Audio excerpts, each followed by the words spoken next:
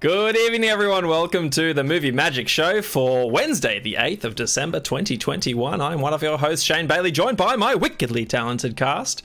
To my right, he loves his VR and shaking his hips like Shakira. Please welcome the era of Jason Mira. Hello. And to his right, it's the dulcet tones in your headphones, here to engineer a sincere atmosphere, Terry Fear. You know it is. And to his right, it's the film filleting, TV show hating, vinyl collating, thought elaborating, Mr. Movies, Ben Stapleton. Hello, friends. I just watched an ad joining the stream, Shane, about a guy washing his eyes with special eye wash product, so that you can get that headshot. You know, Was it a gamer? Was it? It was a gamer ad. It was a gamer in his game chair, and he's like doing the, and then you see him get the kill, and he's like, "Yes, I did it, thanks to my eyes." Amazing. Yeah. Amazing. Visine for gamers. Yeah. Now with 2/3 Red Bull. You won't find any ads here. This is the Movie Magic Show, coming to you free every week right here on twitch.tv/magic_cast. Every Wednesday, we four chuckleheads get together to love, like, bash, and trash the latest the entertainment world has to offer. If you like that, follow us here on Twitch. Catch all our past reviews on my YouTube channel. Just search Magic Casts, one word, on YouTube. Find them there.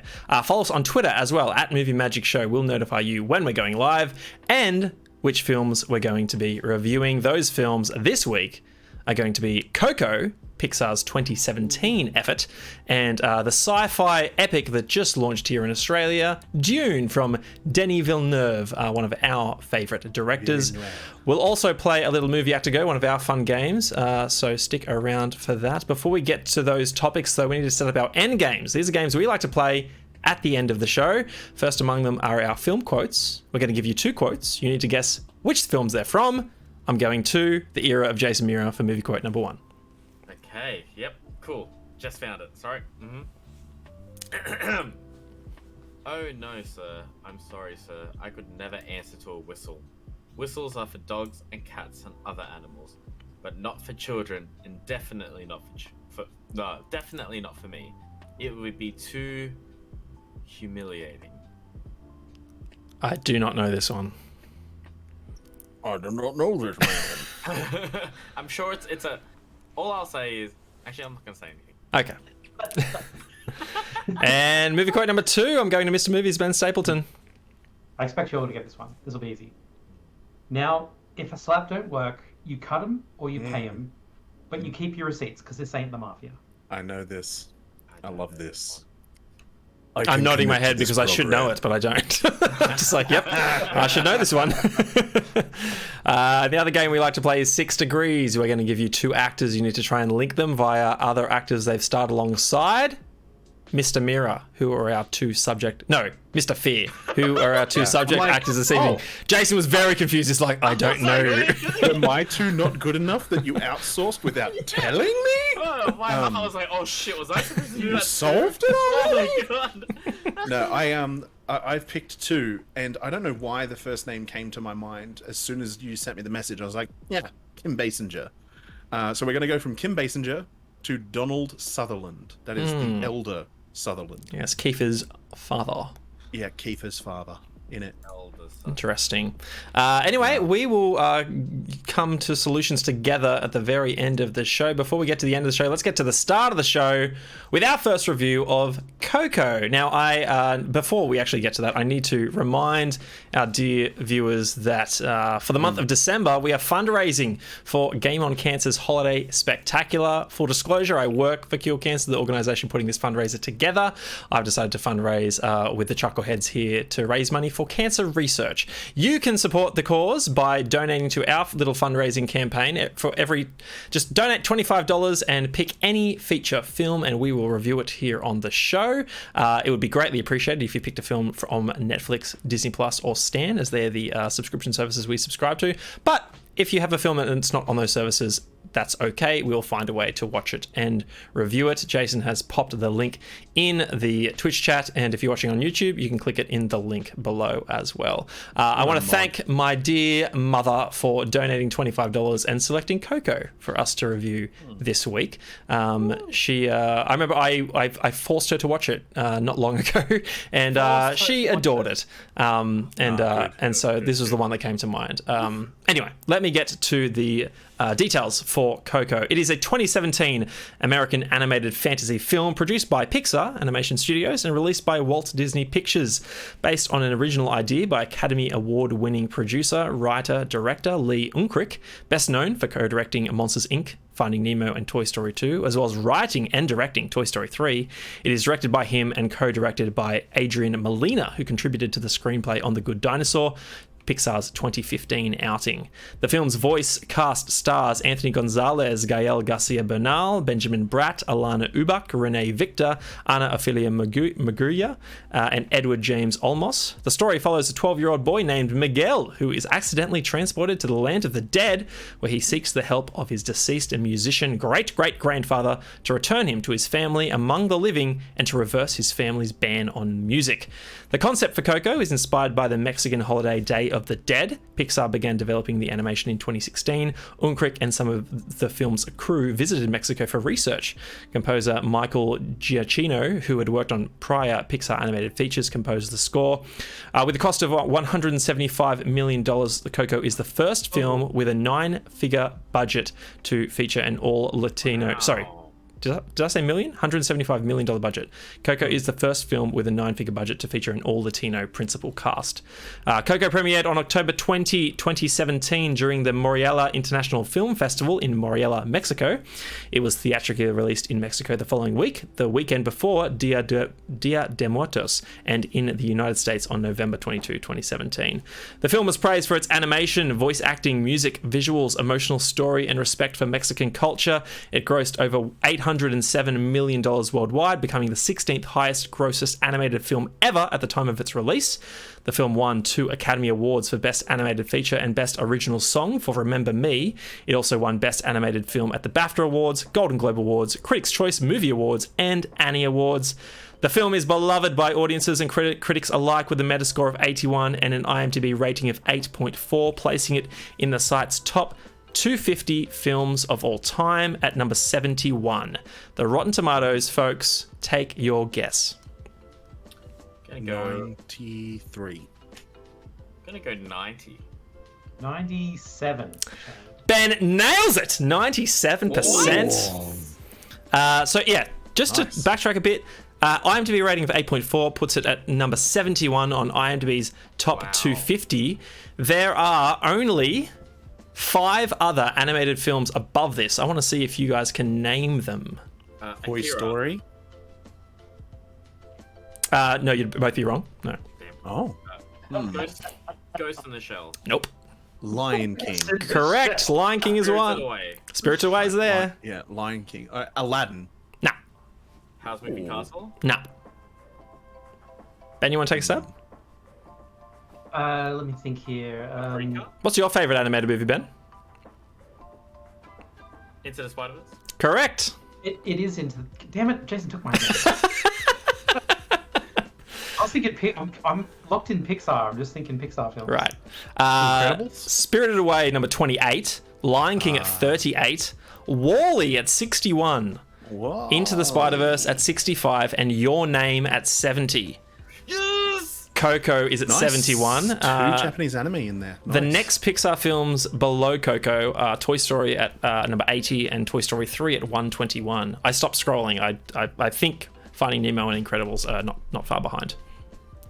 Anyway, so yes, Coco, 2017 Pixar film, beloved by critics and audiences alike. I believe this is one of the... Actually, no, we stopped doing the Awesome Addiction at the end of 2016, so we wouldn't have done this on the show, but No. I believe we chatted about this before, either here or... We did go watch it together, though. Yeah, we did. Yeah. We talked about it after we watched it. I 'Cause think this we, was a Boxing I Day think we release, chatted right? about this on the show already, only because Will hadn't seen it, and then he revisited it. That sounds about right. Yeah, so we have spoken about this one before, but I mean, it's an amazing movie, so I'm happy to talk about it again. I'm going to throw it to the Dulcet Tones of Terry Fear. Oh, well, thank you. You dear brother. rewatched it not long ago, correct? I did yes, 2 days ago, something like that? 2 days ago, Monday. I think Monday. I'm like, I don't even know where I am right now. Yeah, just a couple of days ago, I rewatched it when I should have been sleeping. And you know what? I don't like it. You don't like Coco? No, I don't like it. Too many brown people. Next. I love it. Oh my god, Terry. It's like, how have I not discussed this with you? Oh, that's all. No, I love Coco. It's such a fun movie. Like, the art style, all of the little visual bits that happen, like all of the costumes, like his great-great-grandfather that's like, he tries to get through to the land of the living by dressing up as Frida Kahlo, and he's got like a monobrow kind of stuck to his skull. Yeah, so much about this film is just absolutely joyous to rewatch. The visuals, the vibrant colors, the music. I love South American music. I love Latin music. I love salsa music. It's just chef's kiss, this film. I love it a lot. And it touches on really cool themes around family and kind of also around I want to say it's legacy, right? Like this idea of the impact that you might have on your own future generations. Not necessarily, because like there's this weird thing in society where people kind of want to be famous, they want to be celebrities, they want to leave a mark, but like here's this one guy who wanted to support his family as a musician, and it sparked this multi-generational hatred for music that kind of, you know, ends up with this wonderful story, this uniting of these multiple generations through Miguel's efforts to put his own stamp and connect with someone who is an ancestor, and connecting with that heritage rather than the heritage that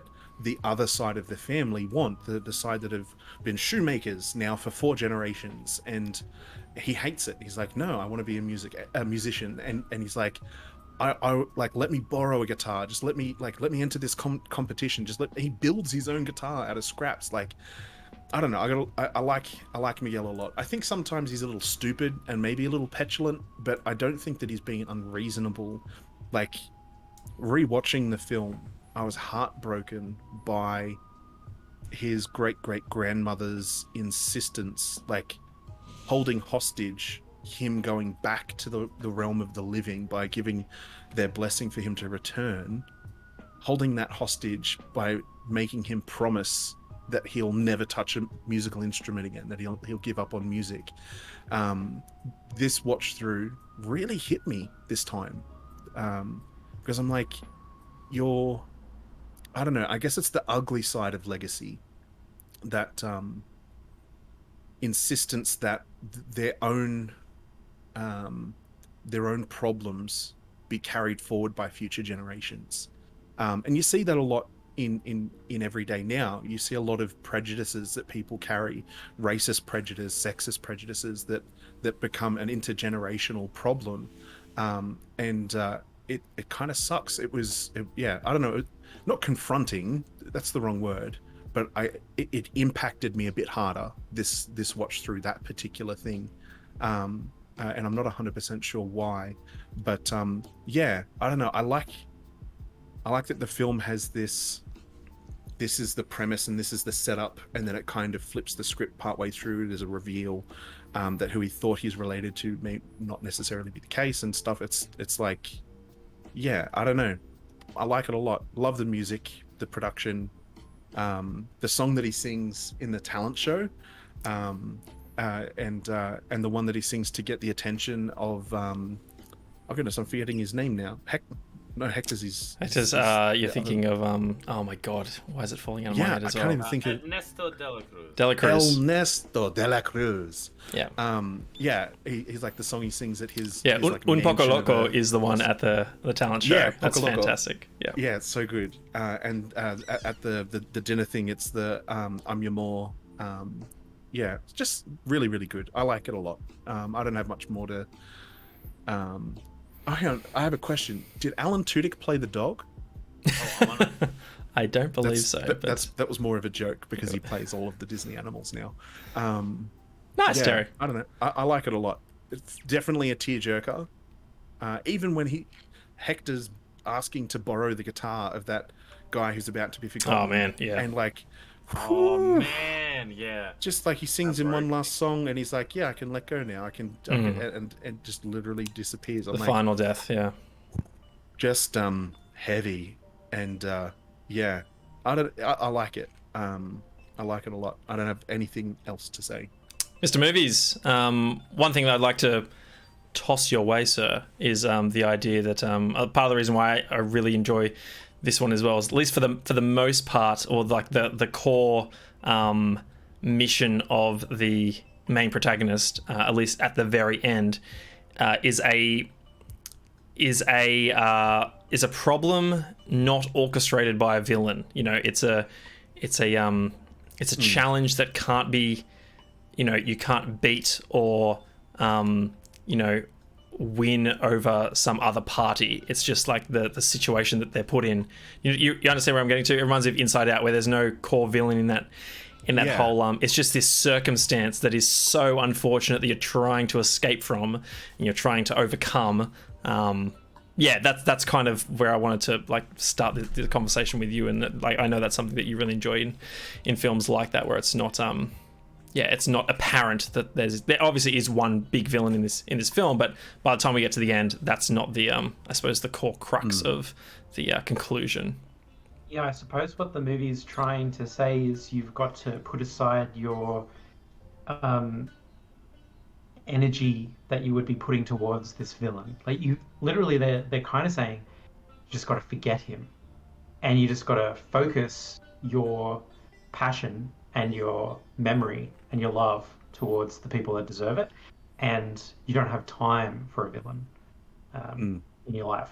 And I love the number one thing this movie does that I love is this concept of how the afterlife is constructed, and you can exist in the afterlife as long as you've got a tie to the real world and its inhabitants via their memories of you. So the villain in this case is looking pretty hot shit because he's like the biggest star that's ever walked the earth or whatever, and he's remembered by generations of fans that love his music, and so he's set, for that's wealth and power, is being somebody, being remembered, having a legacy, and rightly or wrongly, whether you earned it or not, you can benefit from it in that way. And so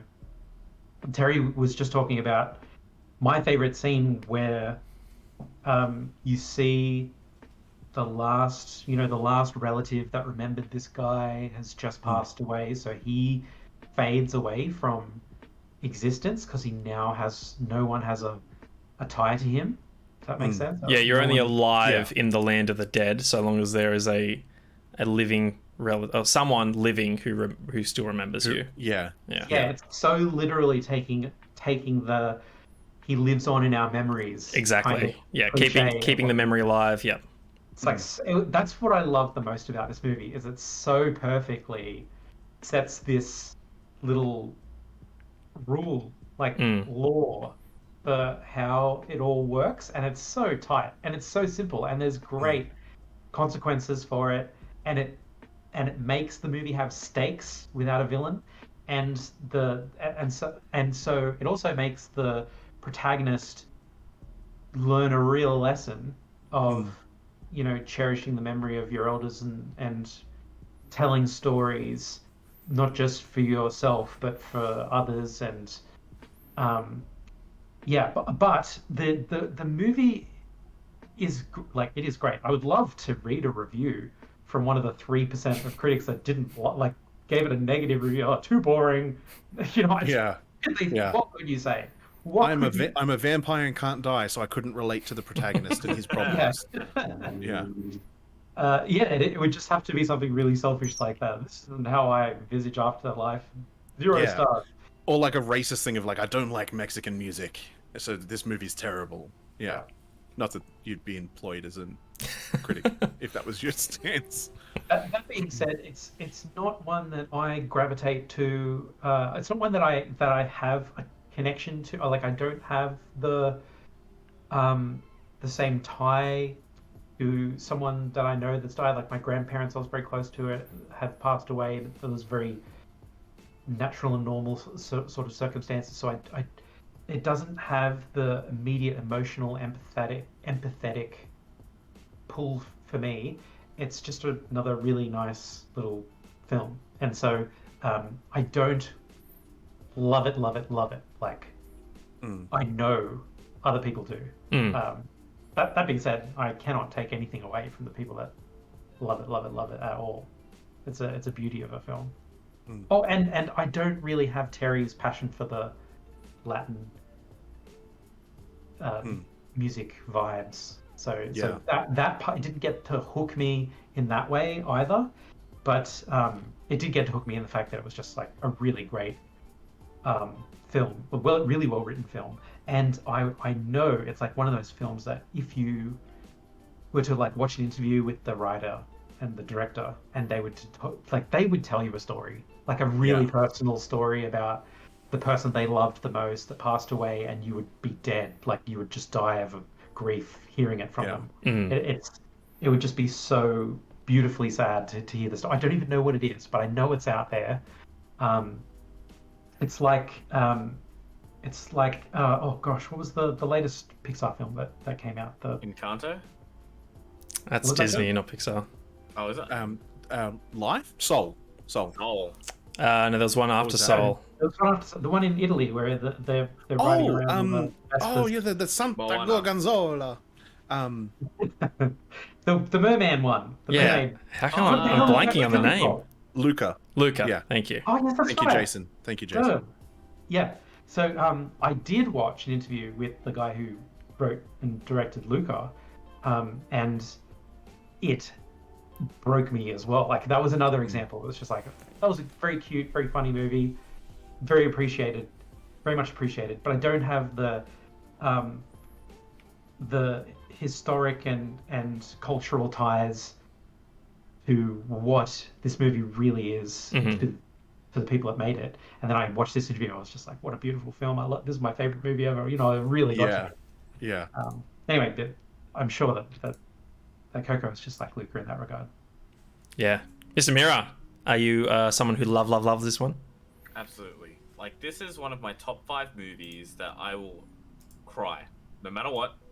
Like, there's a moment in this film where I would just, like, ugly cry. Ugly cry. This, like, and we keep saying it about, like, Disney Pixar films, like, they just get prettier and prettier. Like, I don't know how they do it. Like, there's a scene where they fall into the water. Like, it just looks stunning. Processing power. Yeah, I mean, it's just amazing. Even the like at the start where he's wearing the singlet, just looks like the fabric on it just looks great. The textures on the bones look awesome, and just the design of it all looks really cool. I mean, I like learning about other cultures and like their traditions and that kind of stuff. So seeing the Day of the Dead celebrations and all the colors and everything was really, really cool.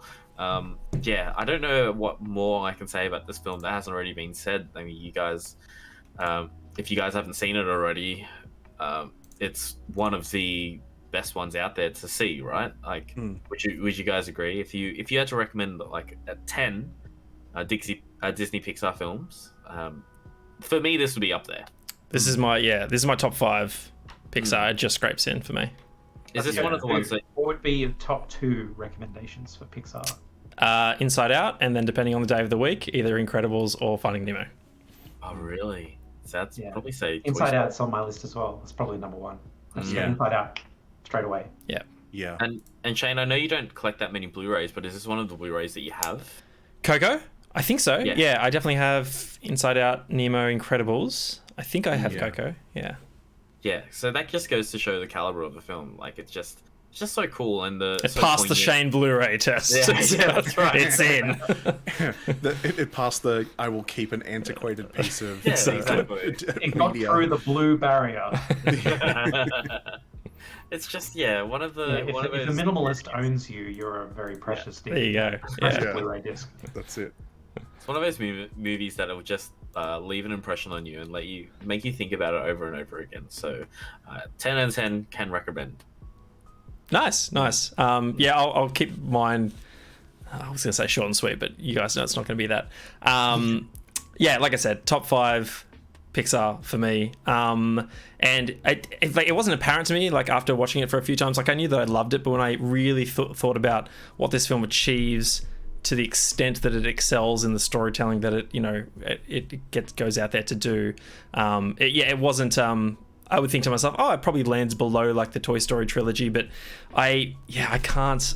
After 5, 6, 7 watches of this film, I think at this point, it gets me every single time, and I love the entire journey that we go on. Everything you guys have said, I'm going to echo.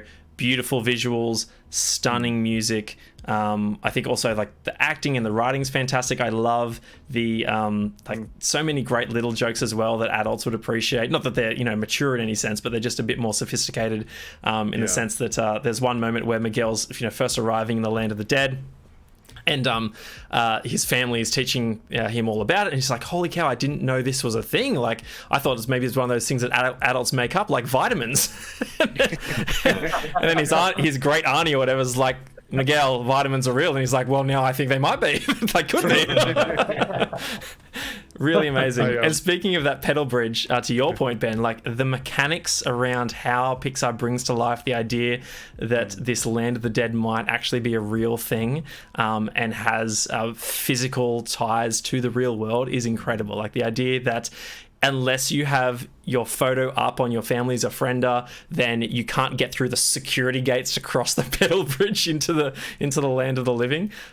So fantastic. I love all of that. And obviously on a more somber note, the idea that yes, once living family members of yours or friends no longer carry that memory for you, then you no longer live in the land of the dead either. So, and then they call that the final death. I love all the mechanics around this film. For me, it's just like, again, it's speaking to my personal experience, just the themes around memory, family, and grief as well, particularly in the last 10 minutes. It breaks me every single time. And it's a combination of just, firstly, fantastic performance by Anthony Gonzalez as Miguel in that last moment where he is using all his might to try and get Coco to remember her father. He's trying anything and everything. You can see you can hear the desperation in his voice, and he's panting. I think for a voiceover performance in particular, it's something to be commended. So I just want to make sure that is obviously recognized in what is just a fantastic scene overall. The music comes into it, and just the joy that you see on the family's face when Coco begins to come to life as the memory of her father is imbued within her once again through the music that he wrote for her. Oh man, I get emotional just thinking about it. It's such a beautiful scene, and I think probably one of the strongest endings to a Pixar film. Honestly, Pixar films are fantastic all the way through, but man, this one just peaks at the very, very end, and oh man, I'm so grateful for that. It's absolutely stunning. There's not much else I can say about this one. Like I said, top 5 Pixar film for me. If you haven't seen it, go watch it. 100% recommend. It's on Disney Plus.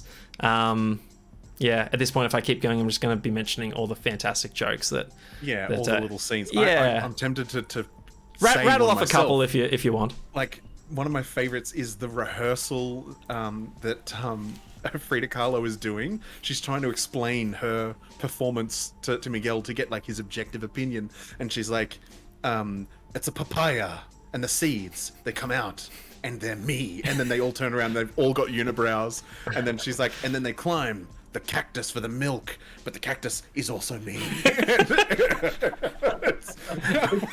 It's and then everything's on fire. Like he's like, maybe there just needs to be like a little music, and she's like, oh, that's great, you've got like the heart of an artist, and then she's like, and then she suggests they should be on fire, and the skeletons that are acting as her are like, It's a brilliant little scene. I like it a lot. I love the setup of oh my god, remind the musician's name. Dela Cruz. Dela Cruz, thank you. And Miguel is in his little hideaway with his music and his albums and Dela Cruz's old movies, and he's watching loops, and all the characters that Dela Cruz plays in these films that he's famous for are all like, music based, right? There's music's tied into it somehow. There's one fantastic moment where Dela Cruz is playing like a priest, and one of the nuns goes up to him and says, "But Father, he won't listen." And it's like, he will listen to music, and he picks up a guitar. The priest, it's amazing.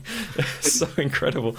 I love little small moments like that as well. And even there's a bit at the start where he's we enter the film and Miguel's giving us all this exposition. Turns out he's telling this story to one of the musicians that he's polishing the shoes of in the main town square, and he's then confronted by his family, who tells him he shouldn't be hanging out with them. He gets scolded by his grandmother, and then she throws like her shoe like down an alley to like hit the dog, but then keeps walking, and she's like, "Never name a dog; they'll stick around like a bad smell.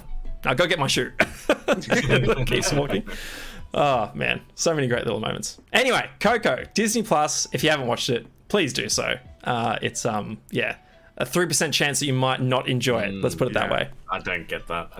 No. And that was recommended by someone donating $25 to your thingy. Fundraiser, that's right. Yes. Donate $25 and we will review any feature film on the show. Thanks to my dear mum for donating and suggesting Coco.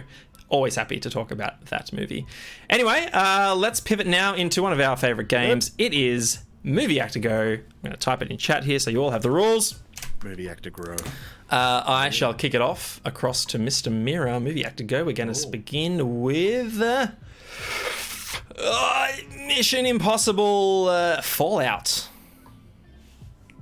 Which one's that one? The latest one. Okay. The one with Tom Cruise. Tom Cruise also. There was a movie which didn't have Henry Cavill in it and had someone else in it do the reload thing before. Right. And I can't remember what the movie is, but I'll stew on it. Maybe it'll come to me. But I saw it. I was like, he did the reload thing. And it was great. Bicep reload. Nice. Yeah. Let's go. You said the cruise missile. I did. I'm gonna go to. Let's keep it within the same film franchise. Mission Impossible 1. Ooh. Emilio Estevez. I love it. I was hoping you would say that. Is he Now, actually in that? I know this name, Yeah. but can someone show me a photo, please? Oh, I'm on it. Hasta lasagna. Don't get any. Let it be known that this is the first time I'm asking for a photo of an actor in our 2-year history of doing this show. I was like, Emilio! Is it? I was like, swear to God, man. Dude. Okay, No, I don't know which one to show you. The best one? Maybe One an in older costume, one? preferably. On set, maybe? What film was that again? No, actor. Emilio Estevez. Yeah, but from Mission Impossible, right? Yes. Yeah. Okay. Well, it's not going to help me if you show me a photo from that long ago. Oh, okay. Yes. Might. It's not triggering anything in me. It's not sparking any joy. If I show you that one? That's him now. Yeah. Is he Mighty Ducks? Yes, he is. Hey, there you go. Fuck. Mighty Ducks, man. I swear to God. Dude, we need to watch Night at the Roxbury and talk about that. I don't know who's in the Mighty Ducks other than Emilio Estevez. That's the dude from Dawson's Creek, isn't it? Right? Yeah, what is that guy's name? Yeah, one of the Dawson's Creek guys, but not Dawson himself. Not like one of the Joey. Not schmucks. James Bandbeak. The other one. Yeah, Joey. Yeah, the other one. Or Jesse. Yeah. Or Jesse. Was it Jesse? Shit, I don't know. I never watched it.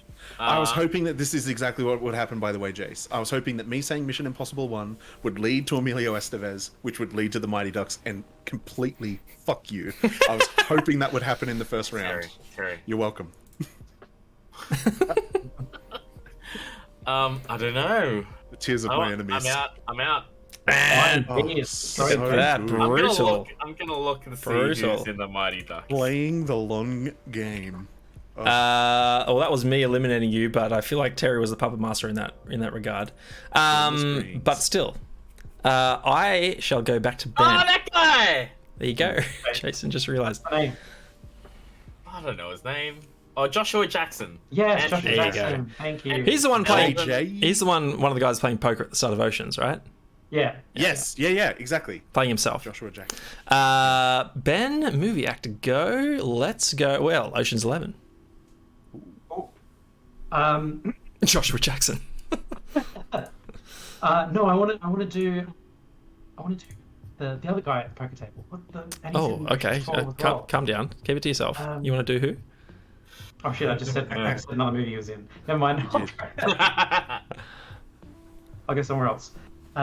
Let's go with Andy Garcia. Andy Garcia. Can I get a photo? Oh, I'm on it. Plays the bad dude. What's the bad Find dude's out how name? they hacked into my system. Oh, hang on. Ocean's 11. The guy that plays Terry. Terry. Yeah. Yeah, Terry. Yeah. He is in. Gosh, what's it? Could not tell. Jason. He's in Smoke and Aces. Ooh, I haven't seen Smoking Aces. Oh, it's a feckin' good movie. It is a. It's movie. like it. Oh. Can I get dude, the you Can I need get to- the year it released, please, Mira? 2006. 2014? 2006? Is it 2006? Smoking Aces. 2006. No. Is the guy from Lost in there? Is that one? That guy, the blonde guy, the long hair guy. I know who you're talking about. Maybe I'm thinking of. I don't think he is. Anyway. Okay, I'm gonna go 2006. Okay, so this was around. Actually, no, this is a bit later. I was gonna say Ocean's era, but no, this is. Ocean's was 2001. Ocean's 13 was It has 2007. a pretty studded cast. It does. Yeah. It's like one of those films where you've got multiple minor protagonists. Yeah. With like a central story that they are spiraling into. So I'm gonna take a stab. haven't seen it. Jamie Foxx? No. I'm out. If you had said Ben Affleck, Yeah, Ben Oh, Affleck, okay. Joel Edgerton, Ryan Reynolds, Ryan Oh, Reynolds, wow. the guy that played Common. the T-1000. There you go. Jeremy Piven. What's Oh, the guy Jeremy that plays Piven. Ari? Is that the dude that plays Ari Gold? That's Ari Yeah. Gold from Prestige. yeah, Prestige I was just from. about- I couldn't remember his Entourage. name, but that's him. Yeah. Alicia Keys. No. I should see That's that it. movie. Yeah. Alicia Watch Keys. Yeah, Dude, have you not seen it, Ben? good. No, I'm not. Oh seen man, Let's watch it. If Yeah. you- The if you both Metascore haven't right seen it- now. You want to know what the Metascore is? it. No. 62. Let's just move on and not mention it. Moving on. It's low. Terry. Terry, you knocked me out, sir. Movie have to go. Okay. I really need to hear the actor. Metascore though. What that is.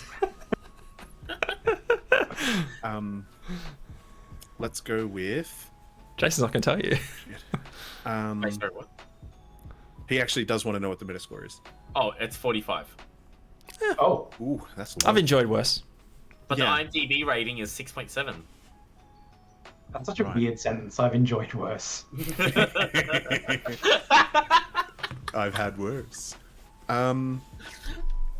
Shit, I don't know. Ben, what am I? Liar, liar. The movie you just quoted, sort of.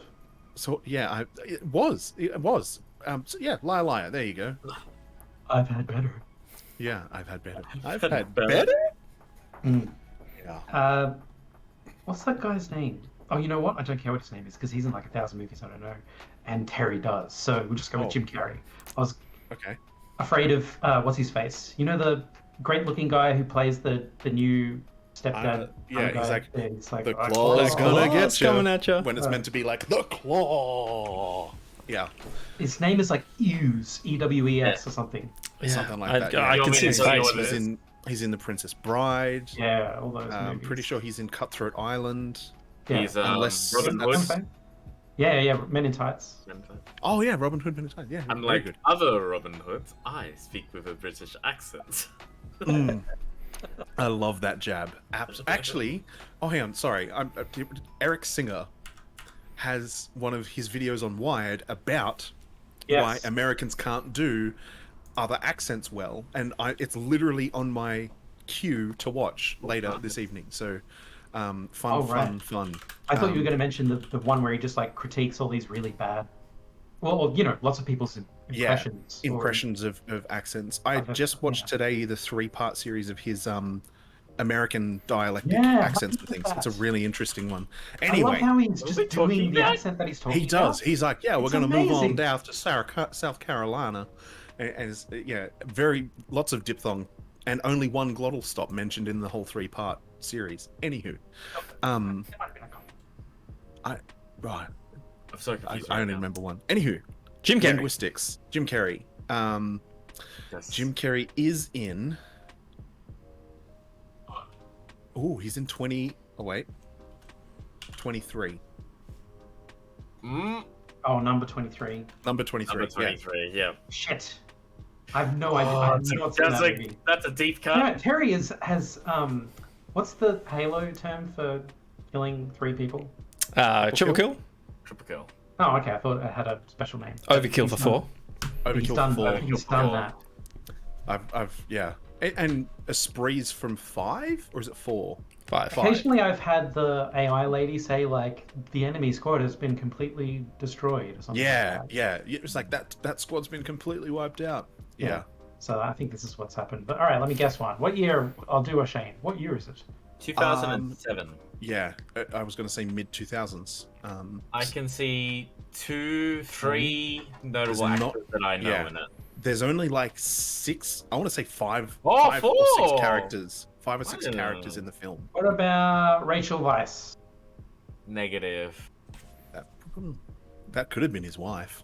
If you said Rona Mitra, Oh, it's my Never heard of him. second guess. If I was going to guess. Logan again. Lerman is in it too, Oh, Logan Lerman. Oh. and Corey Stoll. Ah, Corey Stoll. I know the name Corey Stoll. That's familiar. He's the bad guy in Ant-Man.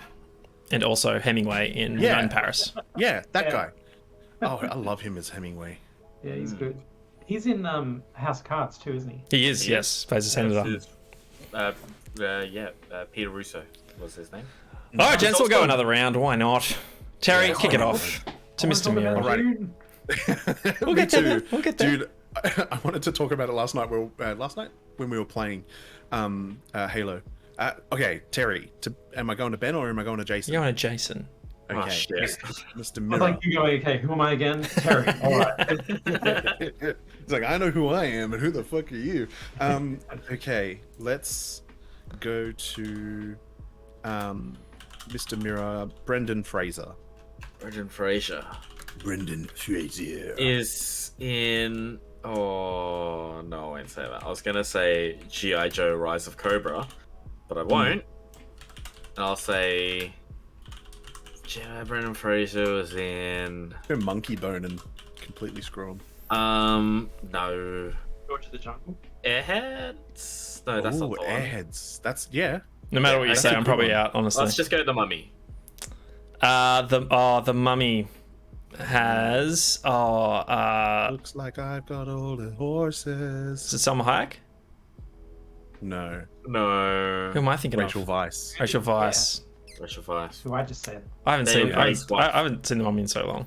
Couldn't tell you. Yeah. Good. Anyway. Hey Ben, you never remember anyone that we went to school with, but do you remember Cara Withnell? Wow, just like doxing That's people. that's such a school name. That person doesn't exist outside of school. Yeah. My first date with her in year 7 was to see The Mummy Oh, at yeah, the cinemas you at told the me this entrance story. high. Yeah. Yeah. And then her mum was waiting for us at the outside of the cinema because she thought that she'd missed a phone call from her daughter because this is before mobile phones exist. Yes, people, I predate mobile phones. Yeah. Anyway, that was a bad date. Anyway, I'm out. Jason, I back was to trying to Terry. make a link. I was trying to make a link back to Indiana Jones, where it says bad Date. Yeah. Yeah. Yeah, right. Yes. As after I said it, I thought the same thing. Let's go with That poor capuchin monkey. Gone Girl. Go with a film. Trophy. Oh, It's you. Back to you, Okay. Terry. right. Gone Girl. I haven't seen Gone Girl, Oh, but I'm pretty sure. Must watch, Terry. Yep. No, because this is one that has like sexual violence in it, right? Actually, it doesn't. It has violence The violence around during sex. Yeah. Okay. There's a difference. It's got Sure. sexual themes and it's got violent themes. During sex, doesn't that by anywho? Okay, Watch it, there's a and then distinction? you can tell Maybe. us if we're wrong. I'm pretty sure I'm fairly certain that it has Hugh Jackman, but there's a thing going off in my brain that it's not Hugh Jackman, and it's a different guy who looks like Hugh Jackman. So Should I throw out another Really? movie? I'm just gonna say No, Hugh no, Jackman. watch him work. No, but you can't get out in the first round, so... Yeah, so let's just go with Rosamund Pike. Rosamund Pike. Oh, she's in the new Wheel of Time series. It Is is, my which is range. why I prompted as an ad right there. I'm looking at. Yeah. Except because I've only seen her recently in that. Let's go with Ben Affleck. Okay. Ben Affleck. Just like that video I told you guys about, where the guy walks up to the girl, he's like, "Say a woman, name a woman." She's like, "What? A woman, go." What's the one with the I'm gonna go with mole rats. Terry doesn't even realize that Jace just named 2 actors from Gone Girl. The main 2. I don't. Like I said, I haven't seen it. Ben Affleck and Rosamund Pike, the 2 main actors from Gone Girl. Oh, God. My eyes watering so hard.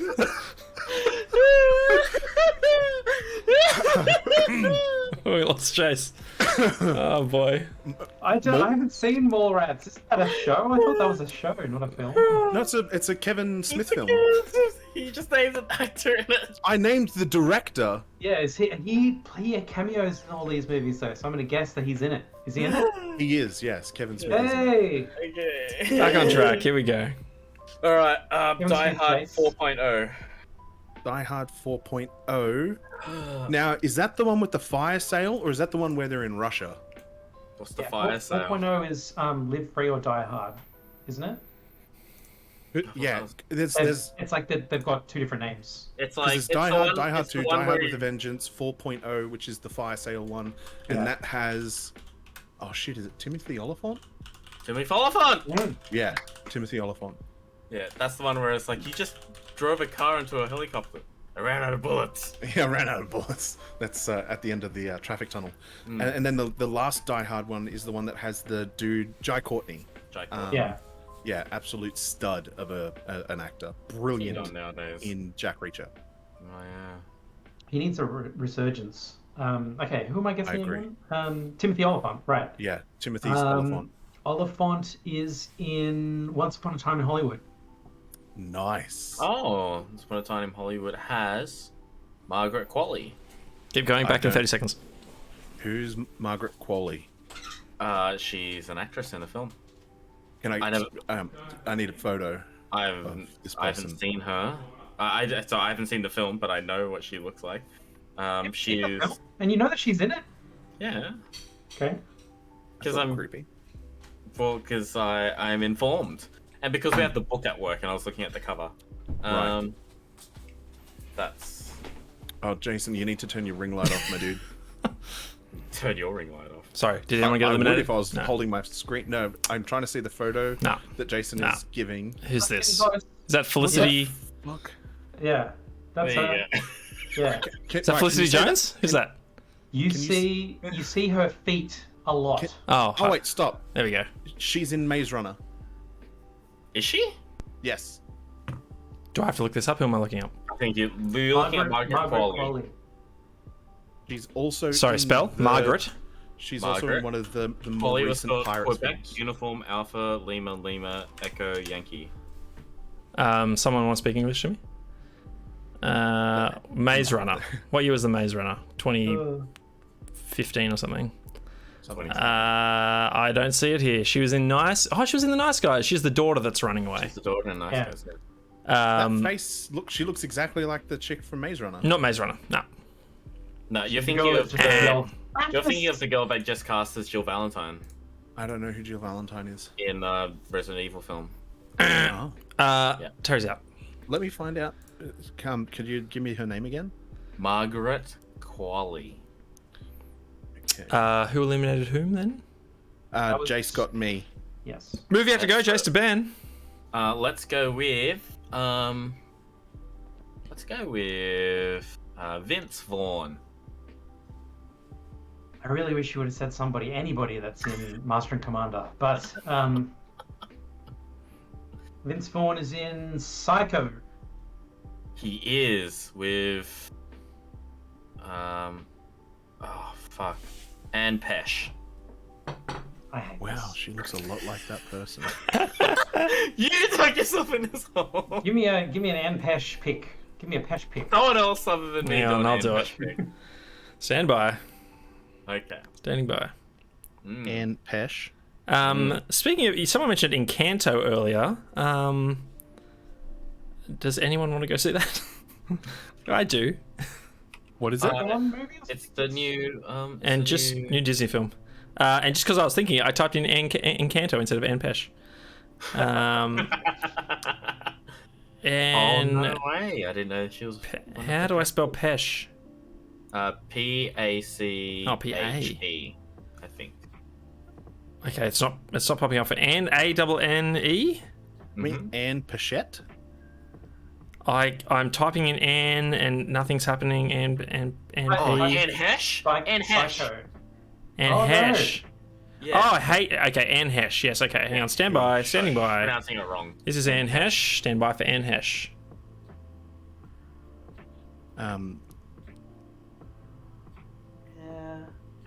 I give up. Let's give you a different. This is the worst movie actor go we've ever done. Not Ellen DeGeneres. Yeah. The other one, who's way whiter. What film did we say she was in? Psycho. What we need to do, Shane, is you know how you've got all these magic camera abilities to change what we're seeing on the stream? Because I've got the stream right here in a window. If you just go share your screen of her or something like that, if we need a picture in the future. Oh yeah, okay. I can set up that scene. And I could just go, right. I would just need to. Congratulations, Jason. Yeah, and Thank you. Peshness. Yeah. There we go. Jason knows, he's well into heroines. He knows his heroines. Do I? Yeah. It's very addictive.